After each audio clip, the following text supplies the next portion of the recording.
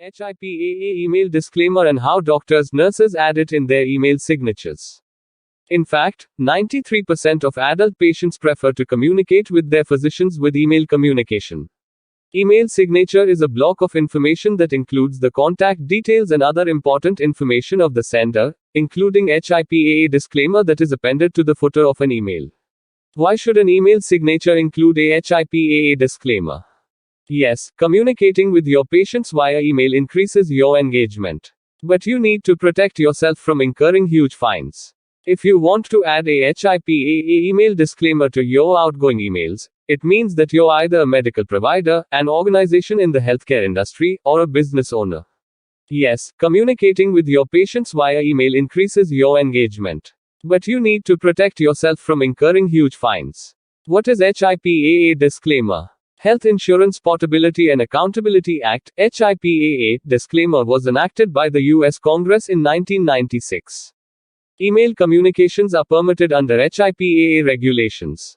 But specific precautions must be made to protect the data of patients. Do HIPAA rules apply to email? Yes, HIPAA rules apply to emails. HIPAA email disclaimer places a certain amount of responsibility in the hands of an email recipient. It requires an unauthorized recipient to forward the email to the correct party and/or delete the email. How do you write a disclaimer in an email? An email exchange involves two separate parties. We are going to show you how to write a disclaimer if you're not sure of what to do. Below are the top 5 email disclaimer tips that you should follow. Use confidentiality headers. It is advisable to add a confidentiality header that states the intended recipient of the email. Add different disclaimers in different departmental signatures. Since different issues apply to different departments in your company, it is advisable to include a different email disclaimer for each department's email signatures. Add disclaimers to internal mail. Apart from disclaimers to emails sent to people outside your company, there is also a need to have internal disclaimer for emails sent within your company. Use personal disclaimers if necessary. Certain personnel, such as directors and supervisors, might require an email disclaimer according to their job function. Identify the rights you want to protect. Disclaimers protect your legal rights from infringement by other people. What makes an email HIPAA compliant?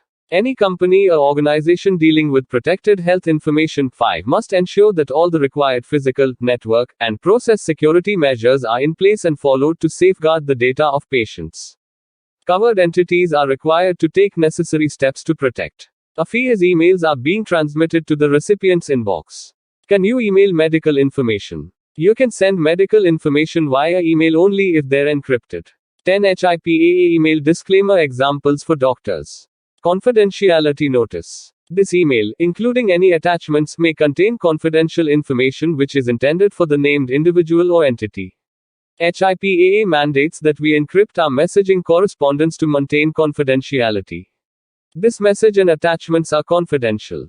Notice, this email message is confidential and may be legally privileged. If you're not the intended recipient, you're hereby notified that any copying, forwarding, reviewing, retention, dissemination, distribution, or disclosure of the content of this email is strictly prohibited. Warning: confidentiality notice. If you have received this transmission in error, please notify us immediately at insert your phone number or email address. Please be reminded that communications via email over the internet are not secure.